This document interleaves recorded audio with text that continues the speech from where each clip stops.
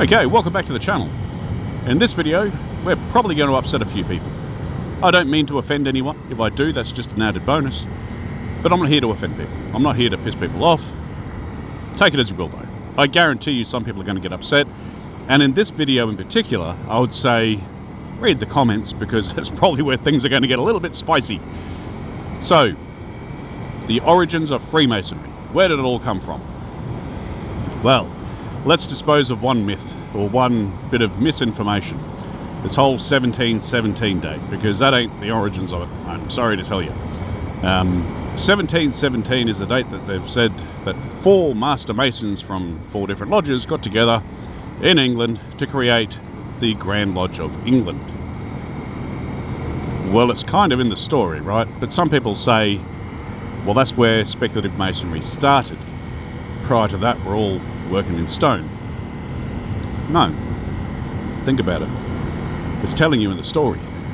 4 Master Masons from 4 separate lodges got together, implying they'd already been around. They just wanted to create a united Grand Lodge, or a Grand Lodge, to have a bit of consistency. Now, in Scotland, the same happened in 1590, or the 1590s. Somewhere in there. I don't have the exact date. I'll find it for you and put it on the screen. Oh, this dust is fantastic. It's just what I needed. There's nothing better than following a car or a caravan on a dirt road, on a motorbike. Brilliant. Anyway, I digress. Oh, dirty eyes, dirty eyes. Don't need to see anyway. So, 1717 isn't when Freemasonry started. That is when a Grand Lodge started. Now, why? Why would they just do that then? If Freemasonry is so old, and we say the teachings go back time immemorial. Oh, this dirt in my eyes. If I was smart, I'd just sort of hang back. I'm not smart. Can I overtake this dude? Can I do it?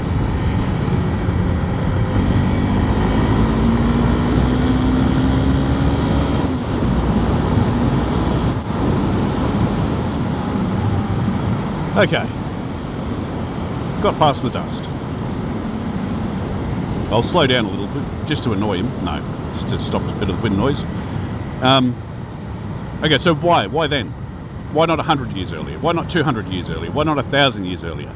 Well, let's look at what was happening in the time frame. And the true teachings of Freemasonry, and we'll get into this a little bit later, do not, they can't go back to a single date. Let me get around here.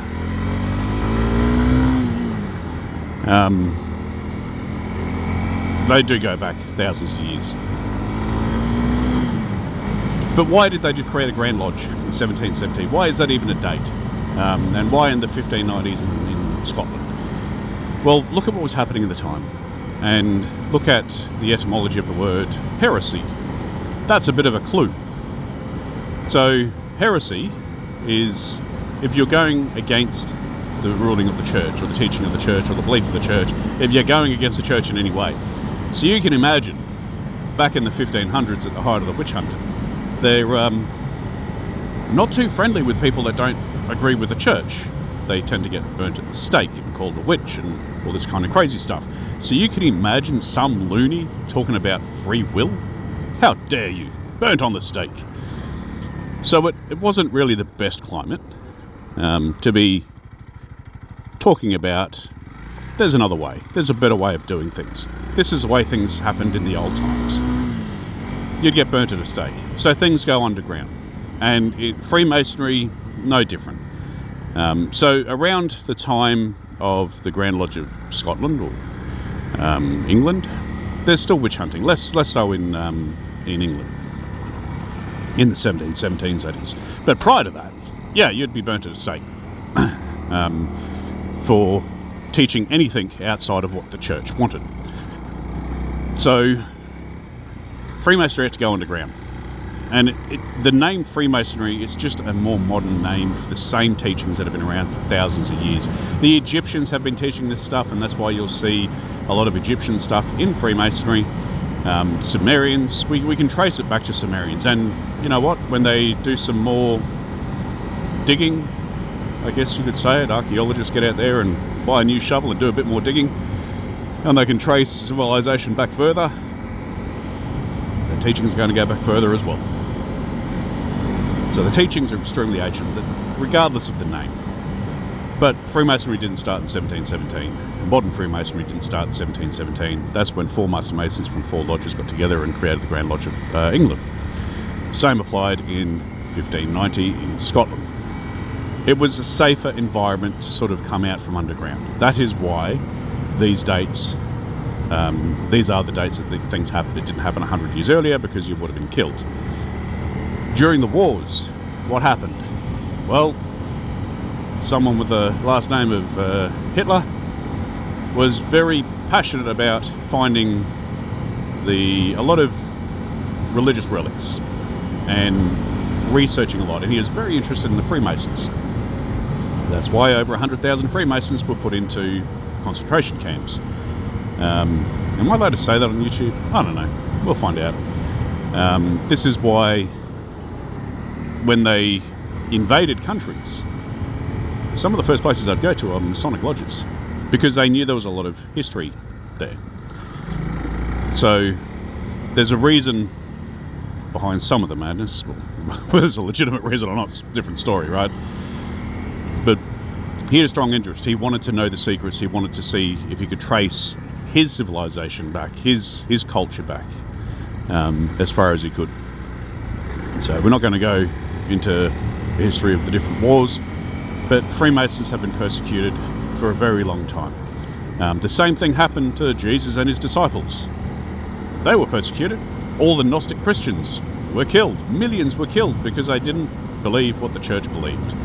They dared speak out. The Knights Templar, a number of them were killed off too, weren't they? They didn't completely get killed, but, well, the ones that did get killed, they were completely killed. Bad English, Brad. They didn't kill all the Knights Templar. They didn't shut down the Knights Templar. They disbanded the Knights Templar and they fled. But the ones that stayed behind because they thought they could use logic and reason died. They were tortured for 5 years, man. Feet getting boiled and all this kind of random stuff. So it goes to show, you go against the church, people aren't going to be too happy with you. And some nasty things will happen. So that's why the esoteric teachings went underground. Now, the church, the Catholic Church, they have esoteric teachings as well. Esoteric is just private teachings behind closed doors. It's not public teaching. And they had 3 degrees as well. So you can't be mocking Freemasons because they're doing degrees and teaching stuff in private. There's still private teaching that goes on in the churches today. But because it was not in line with what the church wanted, you were killed. You were persecuted for it. And the victors of war, they're the ones that write history, are they not? He's bigger than me. I'll let him go first. I don't feel like being an emblem on his bull bar. Yeah, so anyway, you go against the church, you get killed. Now the Romans, well, they were quite successful at war. And the irony isn't lost with me. The people that killed Jesus and his followers now rule the religion based on Jesus. That doesn't seem right, does it? But anyway, we're not going to get into that. That's a whole other thing. Now, for those that are Freemasons, and I'm a Freemason, I'm in southeast Queensland, so we're under the United Grand Lodge of Queensland. We are starting a Gnostic Masonic group. It's just a study group. It's not a separate lodge. It's just a study group. So if you are interested in a lot of this stuff we're talking about and true Freemasonry, going back into studying and understanding what the ritual means and how you apply it to your life and all this kind of stuff, if you're interested in that, come along, reach out to me. First, I need to verify that you are a legitimate Freemason and you know the way to do that. It's no different to the way that you would go visit. If you want to go visit another lodge, there is a process. You're aware of that process. If you're not, have a chat to your lodge secretary. They'll tell you what the process is. And they'll be able to reach out to me and verify who you are, and we can give you all the details to come along to the Gnostic study group or the Gnostic Mason study group. Anyway, I digress. I shouldn't be doing videos today. Really shouldn't be doing videos today. I can't speak English properly, and I'm getting distracted. Well, I'm always distracted anyway. So, back to the origins of Freemasonry, where I started this video. If you do anything against the church, it's heresy. And the height of witch hunts and all this kind of stuff, and well, the Masons and other esoteric teaching organisations had to go underground in order to survive. This is why we have secret handshakes. This is why we have secret words, to identify one who is truly initiated into the craft before we start talking about anything, right? We know what we can say without the fear of being burnt on a stake. That's why we have all that. We don't really need it today because it's more of an open society and people can learn all different things. There's multiple religions. There's multiple views on things, right? But Freemasonry really isn't. It's Gnostic teachings. So it goes back for a very long time. Freemasonry is just a name for one of the branches that teach it. I have read a lot of ritual and a lot of ritual from Freemasonry and other, I would say, secret societies, for lack of a better word, and a lot of ancient scripture, whether that be Sumerian tablets. Yes, I've read the Nag Hammadi scriptures, the Dead Sea Scrolls, the Bible, and different religious scriptures, and a lot of things from different teachers. So Pythagoras is an interesting one because he had his own secret society, Pythagoreanism, which is Freemasonry, before Freemasonry. So you can say Freemasonry also comes from Pythagoreanism. Now what happened with Pythagoras is he was a travelling man. He travelled a lot of different places, but upon his return from Egypt, I think he was around 40 years old when he came back from Egypt and settled in Greece, he started Pythagoreanism. Now, the teachings of Pythagoreanism you'll find with the Essenes, you'll find with the teaching of Jesus, you'll find in Freemasonry and a lot of other societies like Rosicrucians and all that kind of stuff. Same teachings. There's a ritual that was done by the Egyptians, which was also done by cultures before them, that is emulated in the third degree in Freemasonry, and to be honest, it's actually emulated in the first degree as well. It's a very subtle way. In the third degree, it's a punch in the face, not literally, but it's in your face. You can literally see the emulation of that ritual. The Knights Templar used to do the same thing as well. A lot of famous people back in the day, around even after Pythagoras as well, used to go to Egypt to go through this ritual. So it's not a real secret ritual to the rest of the world. It's been known that a lot of famous people have done so, and even some famous Americans back in the day went through it. They don't do it in Egypt anymore, but this is at a time when the pyramids were still being used with the Egyptians. So this particular ritual I'm not going to go right into and how it's all done, but even the preparation for that ritual is emulated in Freemasonry as well, particularly in the third degree. There's another part, a very crucial part, that is very, very subtle. And this is where things are hidden in allegory. The teachings, and Grand Lodges will say Freemasons make good men better. That side of the teaching, that's not hidden in allegory, man. That's you can read it word for word in the ritual. It's telling you what to do. It can't be any more obvious than that. What's hidden, what's behind allegory and symbols, some of the origins where this comes from. And sorry, I had to sort of focus for a microsecond there. When you go over a puddle on concrete, there tends to be a bit of green slimy stuff underneath that doesn't agree with two wheels. Anyway, well, before I lose track of where I am, which I already have, sorry, I lost track of where I am. The origins of where it's coming from is what's hidden in allegory, and some of the real hardcore teachings are what's hidden in allegory. But on the face of it all, if you just pick up the ritual book and read it and understand it, you're literally told word for word what you should be doing to be a better person and to get more out of life and have a more relaxing life. So